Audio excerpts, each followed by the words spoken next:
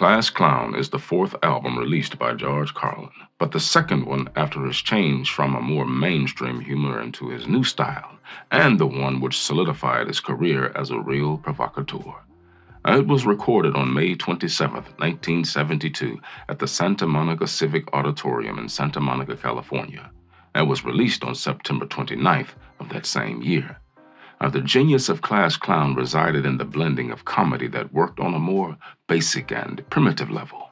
The routine was based on the shock value of coarse words, words that appealed to a younger audience. Additionally, it tackled more mature issues such as Muhammad Ali and the Vietnam War. Then there was the closer, which is still considered one of the best routines by any comedian ever. To trace back his famous routine, one must dive into his love of words. Age 12, coming out of Mueller's ice cream parlor on Broadway, he saw his pal Mickey beating the crap out of a Juilliard student across the street. The subject of the beatdown was a classical musician with long hair. In 1950, that was the only long hair that existed. Mickey was yelling, "You long hair fucking music prick!" That phrase struck a chord with George. Long hair, fucking music prick. He wrote it down. Then there was the time he heard this guy Chris calling Mrs. Kohler a kraut cunt. Kraut cunt. Another winner. He jotted that one down. Then there was the guy who came home from military service, and George asked him, "What was it like being in the Army?" His reply, "Fine if you don't mind waking up at 5 in the morning with some burly, loudmouth cocksucker yelling at you." Burly, loudmouth cocksucker. Now that one had rhythm. Loud, burly cocksucker was not the same at all. So, of course, that made it to paper as well. Now, soon he had a list of about 10 of these words or phrases. Well, his mother found that list and threatened him with psychiatric help. 20 years later, after starting that list, it bore fruit as it contained all the 7 words you can never say on television, aka the 7 dirty words. Throughout 1972 and early 1973, the excitement grew and grew. It was a time for firsts for George, including the first time he sold out a theater or a club. He would keep the handwritten sign from the main point, a little folky room near Bryn Mawr, west of Philadelphia. About 400 people crammed into the place. The venue hung a sign on the door. Sold out. Then there was the first time he got caught in his own traffic jam. The first time he was driving to a theater and got stuck in the traffic he created. It was a fabulous feeling. Well, as usual, a price had to be paid for all this ascension. It was July of 1972 when he discovered that not only could you not say the Heavy Seven on television, you couldn't say them in Milwaukee, Wisconsin either. The Associated Press reported it as such. Comedian George Carlin was taken into custody Friday night and charged with disorderly conduct after he allegedly used profanity during a performance at Summerfest, a 10-day festival on the city's lakefront. Henry Jordan, executive director of Summerfest, said, "Carlin got up on stage and he used a lot of profanity. The police charged the stage after his act and arrested him." Jordan said he supported the police, adding that many in the crowd of 70,000 were children. According to the arresting officer and complainant, Patrolman Elmer G. Lenz, about 40 of the many thousands of children were youths in wheelchairs who were physically unable to leave the showgrounds even if they found the show was in bad taste. What Patrolman Lenz didn't know was how close he came to actually nailing Carlin, who at this time was addicted to cocaine. As a matter of fact, he had quite a load of the drug on him while on stage that day at Summerfest. What saved him? His wife, Brenda. You see, she heard that the police were waiting for him backstage, so she came onto the stage under the pretense of bringing him a glass of water. She softly whispered in his ear, "There's police backstage, and when you come off, they're going to grab you and arrest you." So George exited the stage on the side where he knew the police would not be. He handed his jacket containing the drugs to some guys he knew, and the police swoop in immediately after the handoff and arrest him. George knew he dodged a bullet that day.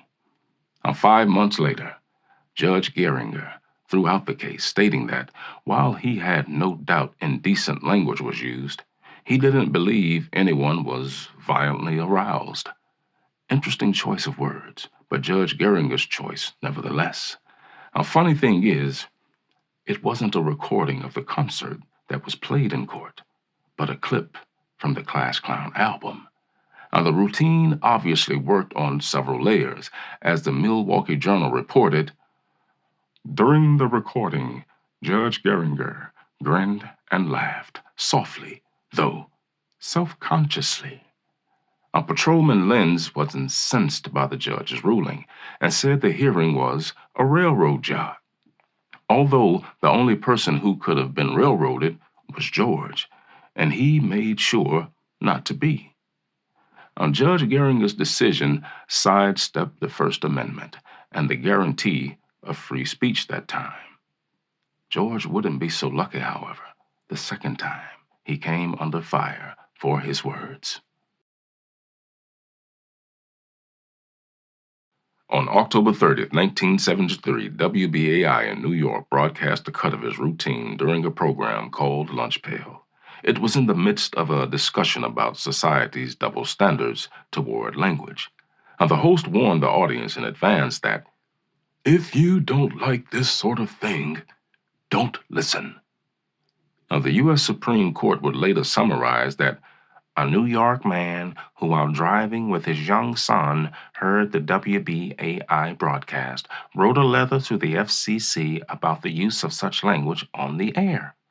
After some back and forth between the FCC and WBAI, the FCC released a declaratory order in 1975 concerning the broadcast of indecent language, defining indecent as words that describe, in terms of patently offensive as measured by contemporary community standards, sexual or excretory activities and organs at times of the day when there is a reasonable risk that children may be in the audience.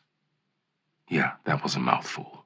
Anyway, the FCC found Carlin's routine to be indecent by that standard and put what amounted to be a warning in WBAI's license file. WBAI, to their great credit, fought it and won in the U.S. Court of Appeals. The FCC appealed to the U.S. Supreme Court, and in 1978, the Supreme Court, surprise, surprise, found in favor of the FCC, 5-4. The Los Angeles Times ran the story as its front page lead on July 3, 1978. "Court bans 7 dirty words," blared the headline. Justice John Paul Stevens wrote the majority decision, saying, "The broadcast media have established a uniquely pervasive presence in the lives of all Americans. A patently offensive, indecent material presented over the airwaves confronts the citizen in the privacy of the home, where the individual's rights to be left alone plainly outweighs the First Amendment rights of an intruder." Again, a mouthful. Justice William Brennan wrote the dissent.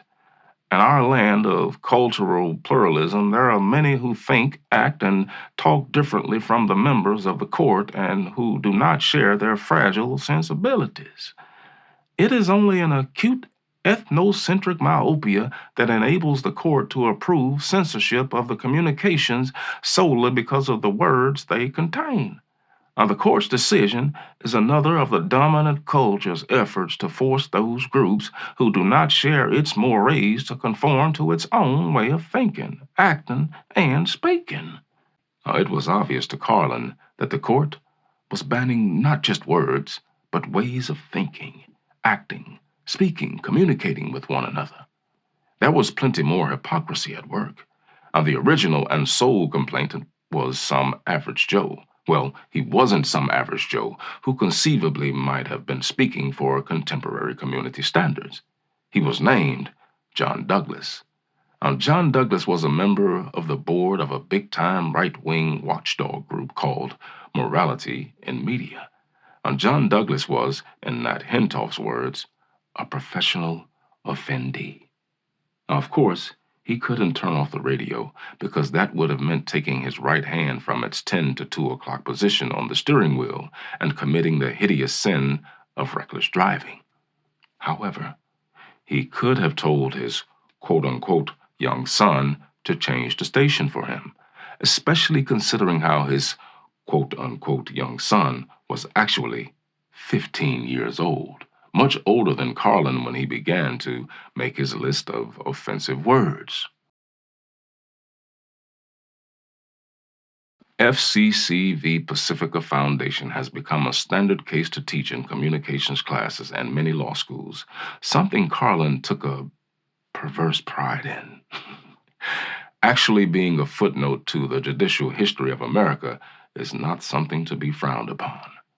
And what he liked the most was how all 9 members of the Burger Court had to sit around and listen to the complete bit.